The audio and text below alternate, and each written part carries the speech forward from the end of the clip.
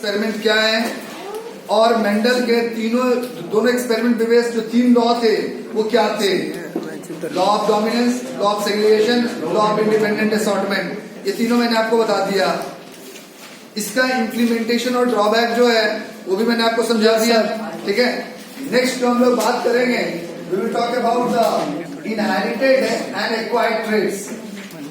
Inherited and acquired traits. Inherited and acquired traits. Traits कहने का मतलब होता है कैरेक्टर का एक्सप्रेशन। ठीक है, कोई भी कैरेक्टर होगा तो उसे कोई ना कोई एक्सप्रेशन होगा या नहीं? जैसे मान लीजिए हाइट ऑफ द प्लांट हम कहते थे, सो that is a character. Height of the plant क्या हुआ? कैरेक्टर हुआ। और अब कैरेक्टर में भी 2 एक्सप्रेशन है, या तो टॉल है या डॉर्फ है। तो टॉल और डॉर्फ उसके ट्रेट्स हो गए। ठीक है, यस सर। अब सबसे पहले ये समझिए कि इनहेरिटेड ट्रेट्स होता क्या है।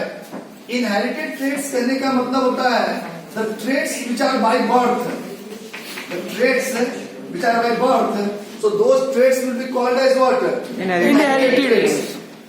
तो ऐसे कोई characters which are present in us by birth, so those characters will be called as what? Inherited traits. अब सवाल यहाँ पर यह है, जैसे कि color of our eye, so that is an inherited trait or acquired trait? Inherited trait. वो by birth हमारे अंदर present होता है। तो ऐसे traits जो होते हैं they can also be transferred from parents to offspring। जैसे आपके फादर और मदर से आपके अंदर वो कैरेक्टर आया है, तो आपसे आपके बच्चों के अंदर वो कैरेक्टर ट्रांसफर होगा या नहीं होगा? Yes, sir. ठीक है, so these traits can be transferred। एक बात कहा याद रखना, can be transferred from parents to offspring also। ठीक है, तो these traits are such a type that they can be transferred from one generation to Another generation, और from parents to offspring। यही बात हम यदि एक्वायर्ड ट्रेट की कहें, एक्वायर्ड ट्रेट्स की कहें, तो these traits develop after birth। They are by birth, they develops After birth. Develop after birth। So such type of character which develop after birth is called as what? Acquired traits।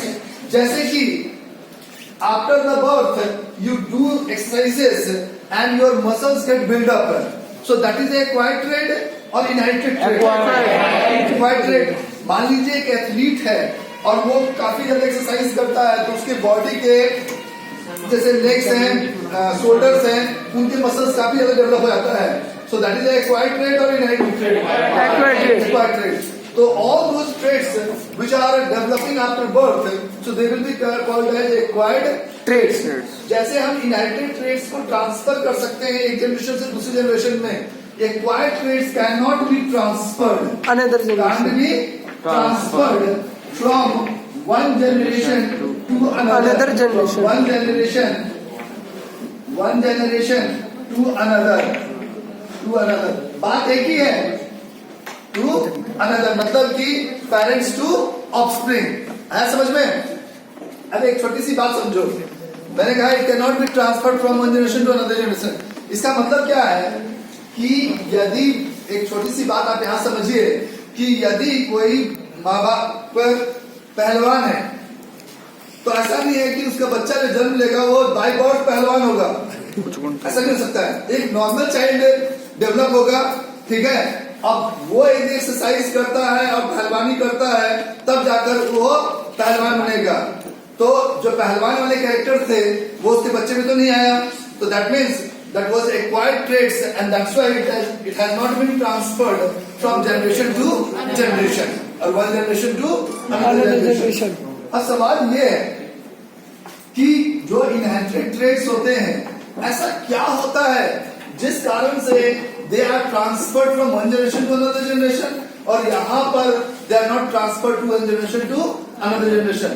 इसका कारण एक है, जो inherited traits होते हैं वो जो changes होते हैं that is present in the gametic cells and if the changes is present in the DNA of gametic cell, then only it will be transferred from one generation to Another generation. यदि gametic cell के अंदर changes नहीं होंगे so that will be never transferred from one generation to Another generation. तो इसका सीधा सा मतलब है कि जो एक्वायर्ड ट्रेड्स हैं, इसका सीधा सा मतलब क्या है कि जो एक्वायर्ड ट्रेड्स हैं they are not the changes are not coming into the DNA of the gametic cells.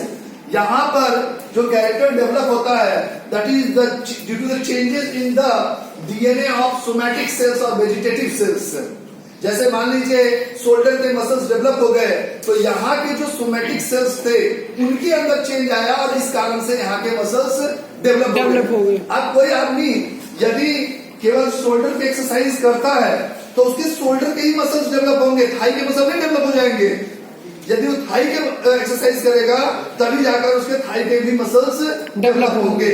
तो सोमैटिक सेल्स जो होते हैं अलग अलग जगह के होते हैं, यदि वहां कोई चेंज आता है तो वहां पे उस तरह के फिनोमिना और ऑब्जर्वेशन आपको देखने को मिलेंगे। आया समझ में? Yes sir. तो इनहेरिटेड ट्रेट्स में क्या होता है, change in DNA of gametic cell or reproductive cell occurs. Reproductive cell occurs, and that help them to transfer them from one generation to another generation. जबकि acquired traits जो होते हैं, ठीक है, so in them no change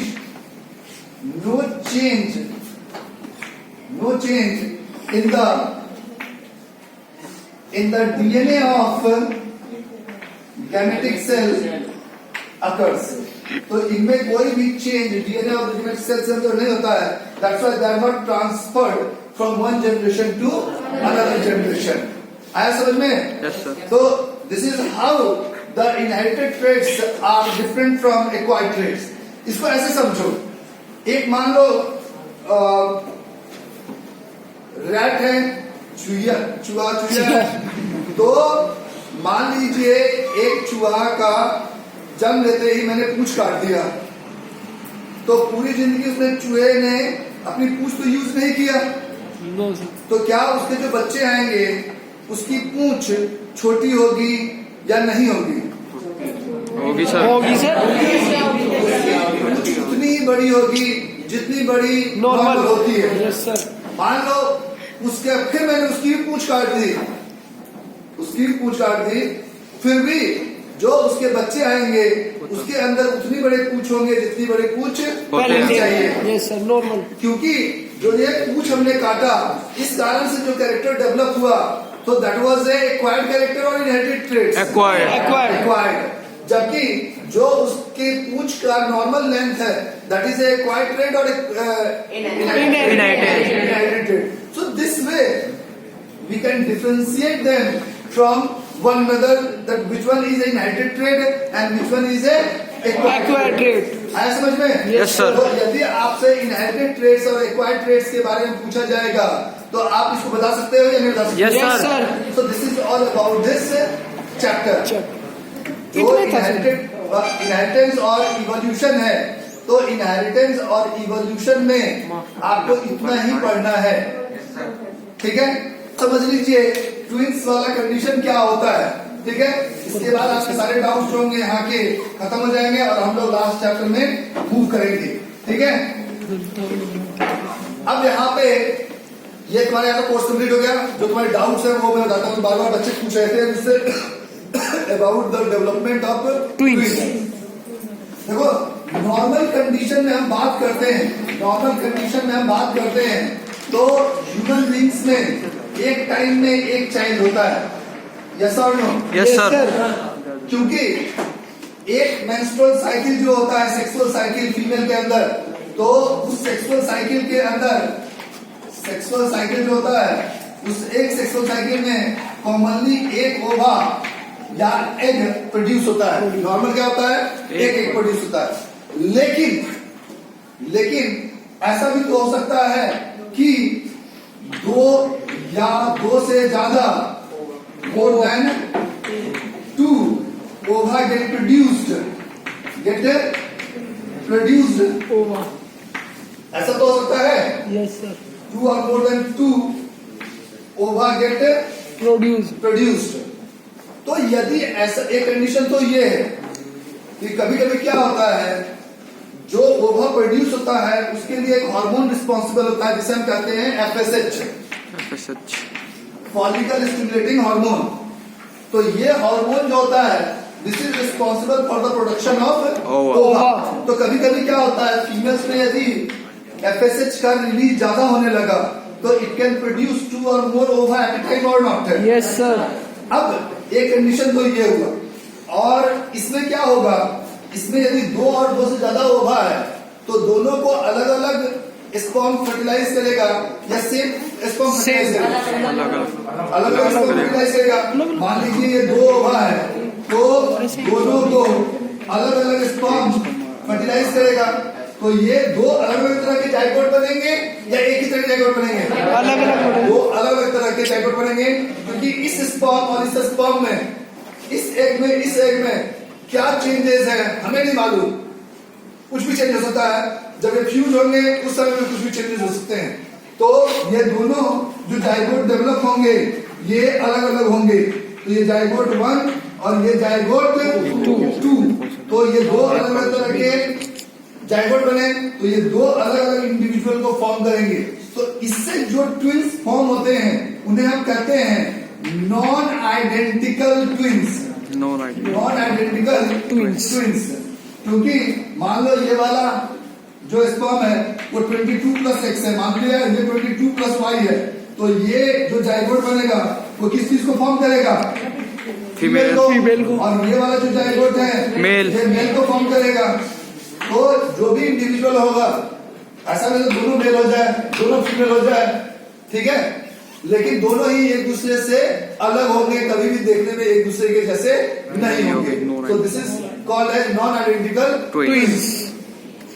3 ova produce हुआ, 3 के 3 अलग sperm ने उनको फ्यूज किया, तो यहाँ पे 3 चाइल्ड भी हो सकता है या नहीं? Yes, sir. तो ट्विंस कैसे बनते हैं, नॉन आइडेंटिकल ट्विंस, वो समझ में आ गया। दूसरे जो ट्विंस होते हैं वो होते हैं आइडेंटिकल। अब आइडेंटिकल वाले में क्या होता है, जैसे मान लीजिए ये जाइगोट बन गया, तो जाइगोट जो होता है वो सिंगल सेल होता है। Yes, sir. अब इसके अंदर जो डिवीजन होता है वो माइटोसिस से होता है। जाइगोट बनने का जो डिवीजन होता है वो माइटोसिस से होता है, और माइटोसिस में जो डिवीजन होता है उसमें क्रोमोसोम के अंदर कोई चेंज नहीं आता है। जितने नंबर ऑफ क्रोमोसोम रहेंगे, जैसे क्रोमोसोम रहेंगे वैसे ही और उतने ही क्रोमोसोम रह जाते हैं after the division of mitosis. तो मान लीजिए ये जाइगोट डिवीजन में गया और ये 2 सेल्स में डिवाइड हो गया, तो नॉर्मली क्या होता है, ये दोनों सटे रहते हैं और ये धीरे धीरे एक ग्रुप ऑफ सेल्स को फॉर्म करते हैं। लेकिन बाई चांस कुछ ऐसा हो किसी कारणवश कि जो 2 सेल यहाँ डिवाइड हुए ये दोनों अलग अलग हो जाएंगे, ये दोनों अलग अलग हो जाएंगे, तो ये दोनों ही सेल एक जैसे रहेंगे या अलग अलग रहेंगे? एक जैसे। अब ये दोनों अलग अलग डेवलप होना शुरू हो जाए तो ये एक इंडिविजुअल को फॉर्म करेगा और ये एक इंडिविजुअल को फॉर्म करेगा, और इसे हम कहेंगे आइडेंटिकल ट्विंस। तो ट्विंस भी जो होते हैं वो कैसे फॉर्म होते हैं समझ में आ गया? Yes, sir. ट्विंस कितने तरह के होते हैं ये भी आपको समझ में यहाँ पर आ गया, इसमें कोई प्रॉब्लम है? हाँ।